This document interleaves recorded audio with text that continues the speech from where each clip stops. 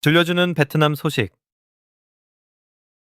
제1화 돼지고기, 소고기, 둔갑 사건. 돼지고기가 소고기로 둔갑했다면 믿으시겠습니까? 그런데요, 이게 인터넷 괴담이 아닙니다. 베트남 호치민에서 실제로 적발된 사건입니다. 돼지고기를 소고기처럼 보이게 만들고 식당들에 납품한 조직이 붙잡혔다는 내용인데요.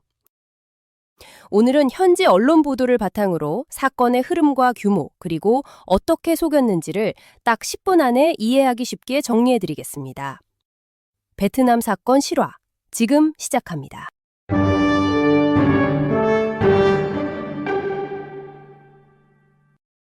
먼저 질문 하나 드려보겠습니다. 베트남 식당에서 고기를 먹을 때 우리는 가장 먼저 무엇을 보고 판단할까요? 대부분은 색입니다. 색이 그럴듯하면 마음이 먼저 놓입니다. 그리고 바로 그 지점을 정교하게 노린 사건이 이번 사건입니다. 돼지고기를 소고기처럼 보이게 색을 바꿔 유통한 겁니다. 그것도 소량이 아닌데요. 보도 내용을 보면 규모가 꽤 큽니다. 현지 보도에 따르면 호치민 경찰은 2025년 12월 22일 이 사건과 관련된 인물 7명을 수사 대상에 두고 조치했다고 밝혔습니다. 주요 인물로는 레꽝 꾸엣, 의무엔 득닷 두 사람 모두 33세로 보도됩니다. 나머지 5명은 생산과 유통, 판매 관리에 관여한 것으로 전해졌습니다. 여기서 핵심은 어떻게 돼지고기가 소고기처럼 보이게 되었나일 겁니다. 보도에 따르면 방식은 이렇습니다.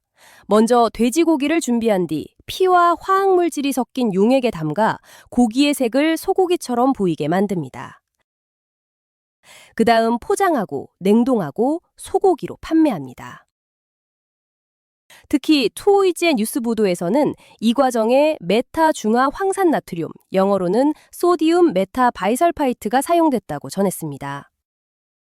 해당 보도에서는 이 물질이 소독제나 보존제, 산화 방지 용도로 알려져 있지만 육류에서 방부 목적으로 쓰는 것은 금지된다는 전문가 의견도 실렸습니다.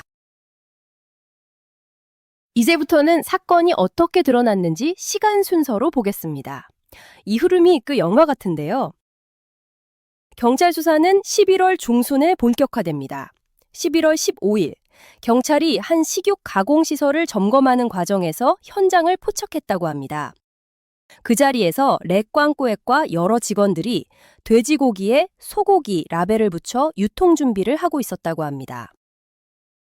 그리고 여기서 한 가지 장면이 더 나옵니다.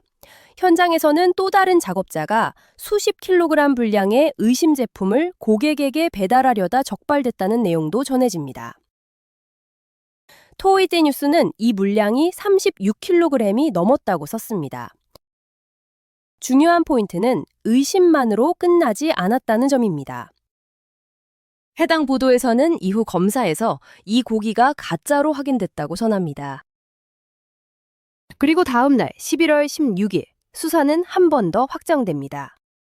경찰은 의무엔 득닷과 연관된 장소를 추가로 확인했고 그곳에서 완제품 형태의 가짜 소고기를 대량으로 압수했다고 합니다.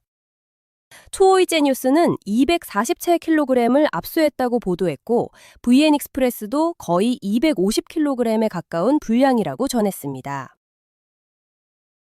이 지점에서 조직 구조에 대한 설명도 이어집니다. 보도에 따르면 렉꽝꾸엣이 운영을 주도했고 의무엔 득닷은 제조 방법을 알려주고 원재료를 공급하는 역할을 했다고 합니다.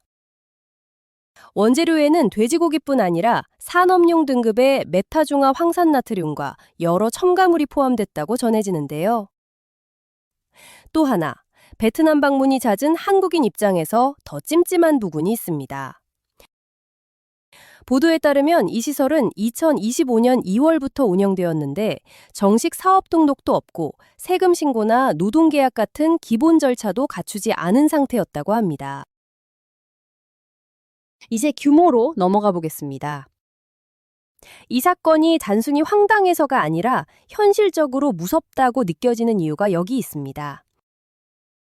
VN익스프레스와 투오이제 뉴스 그리고 다른 현지 보도들은 공통적으로 이렇게 말합니다.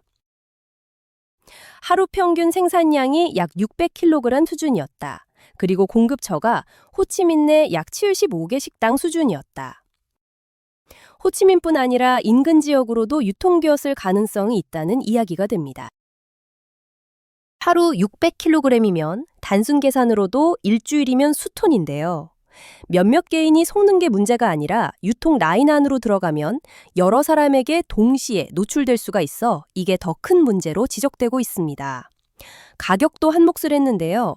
가짜 소고기는 1kg당 11만 8천 동에서 14만 동 정도로 판매되었다고 합니다. 우리 돈으로 환산하면 약 7, 8천 원 정도가 되겠네요.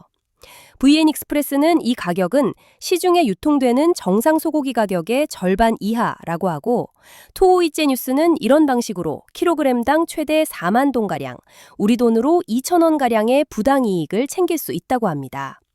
이쯤 되면 이런 생각이 듭니다. 도대체 식당들은 왜 몰랐을까? 소비자는 왜 눈치채기 어려웠을까? 여기서 핵심은 다시 색입니다. 사람은 색을 보면 다른 감각을 덜 쓰게 됩니다. 게다가 냉동 상태로 납품되면 냄새나 질감 같은 확인은 더 어려워집니다. 이 사건은 그 허점을 파고든 것으로 보입니다. 그리고 하나 더 있습니다. 오히려 가격이 너무 싸면 의심을 받게 되는데요. 그런데 조금 싼 정도면 오히려 사람들은 합리적이라고 느껴 그 순간 경계가 내려갑니다. 이런 심리를 이용한 구조라고 볼 수 있습니다. 이제 마무리로 이 이야기를 실전으로 바꿔보겠습니다. 베트남에 체류하거나 출장이 잦은 분들 기준으로 부담 없이 기억할 수 있는 포인트만 드리겠습니다. 첫째, 소고기 메뉴가 유독 싸게 느껴질 때는 한번 멈추고 생각해 보십시오. 둘째, 납품처나 원산지 질문에 성실히 답하는 곳을 선호하는 것이 안전합니다. 셋째, 어르신이나 기저질환자가 함께라면 검증된 곳을 우선하는 편이 좋습니다. 넷째, 냉동 중심의 저가 소고기는 특히 조심하는 것이 좋습니다. 다섯째, 무엇보다 이런 사건은 한 번 나오고 끝나는 유형이 아니라 반복될 수 있다는 점을 기억해야 합니다. 오늘 이야기를 한 줄로 정리하면 이렇습니다.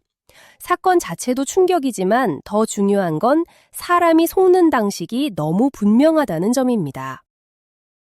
색으로 통과시키고 가격으로 의심을 낮추고 냉동 유통으로 확인을 어렵게 만듭니다. 이 사건은 현재도 수사와 확인이 이어지고 있고 당국은 구매처를 계속 파악 중이라고 전해집니다. 오늘 내용은 여기까지입니다. 다음 편에서는 더 흥미롭고 우리에게 유용한 베트남 소식으로 찾아뵙겠습니다. 구독과 알림 설정 부탁드립니다. 감사합니다.